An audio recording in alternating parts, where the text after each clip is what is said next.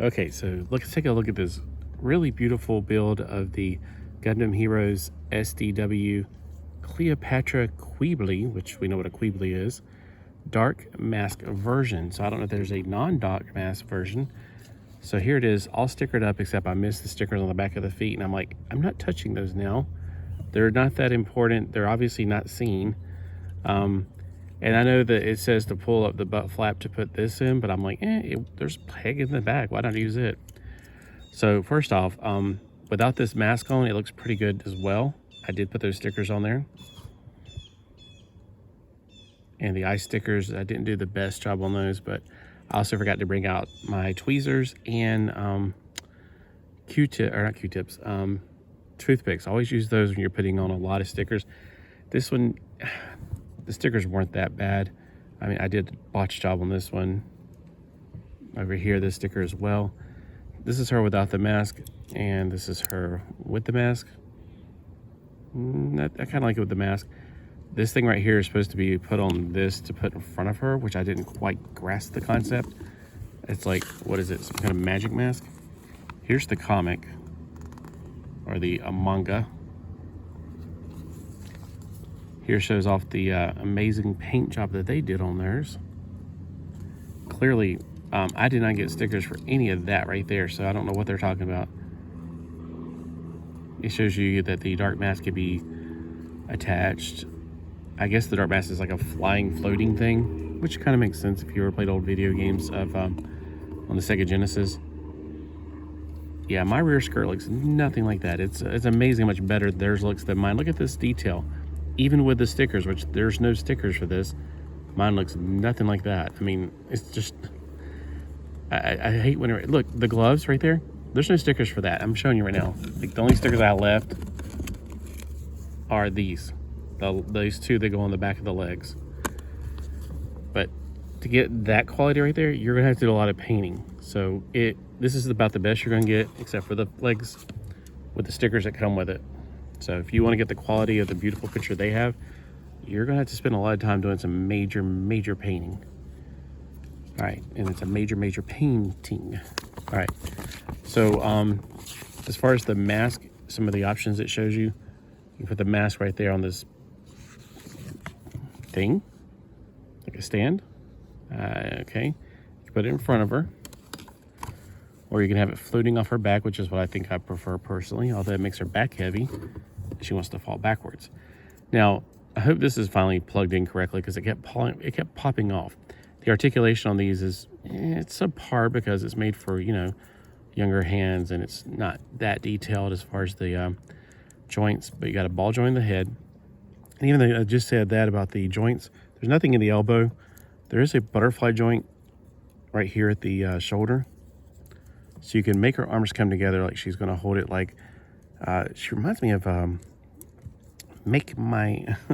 she's even got her staff. She's like, what was that she used to say, Rita Repulsa, make my monsters grow, or something like that. So she kind of reminds me of Rita Repulsa in that aspect. She's got waist articulation, which kind of doesn't help out too much. These flaps right here are on a ball joint. This front flap is attached. The back flap is also attached, but this part can come up, which is like the Qubeley's, jets right here. The legs have knee articulation, but you really can't do much with it with all that dressing and stuff. And there's a ball joint on the feet, so you can, get it into place. There's also little peg holes right here, which makes me think, hey, if you want to set this on your shelf, you don't have to worry about it taking a dive, because you could put it on something with pegs, like a stand. It should hold it pretty well. Overall, I think I got this for like not much. It was on clearance, like 20% off or something, like $6.90 from the US Gundam store in Florida. People say their shipping is like really slow. I didn't have a problem with their shipping. It actually came sooner than I thought it was going to take. Probably that person ordered it at Christmas time, so good luck with that. The shipping was also I got like 5 things, some pretty big things too, and it was only like $10, so it was $2 per thing I added onto it, when I evened it out. $10 flat shipping, so I was like, wasn't that bad, to be honest with you. So You can put the hands together, which I really like that aspect as well. And let's take a look at that Cobra. The staff, from the front, it looks okay. From this side, it looks the best. From this side, ugh, really. I thought, where's the other half of this? Oh, well. I mean, that's what you're going to get with these kind of Gundams. They're SD Gundams. They're actually, I think, made for children. That's what I got the impression of. My very first SD Gundam was sent by my Japanese pen pal, Junko Kino, back in the 1980s. And it was not one of these really cool decorated ones. It was more like a very plain one. I had the Mark II. I remember that one very clearly. SD Gundam. And they weren't, this one's like 3 heads tall now. That's kind of the new standard. Back then they were 2 heads tall. It was like half the body size was the head. It was a massively huge head and a teeny tiny body. So I like the 3 heads or even 4 heads tall would be better, honestly. And when they did the, what do they call it? The X-Cross ones, silhouette, cross silhouette, you can have an inner frame body to make it a little bit taller and more articulation. I liked those a lot. They were 4 heads tall, so they were a little bit more close to reality.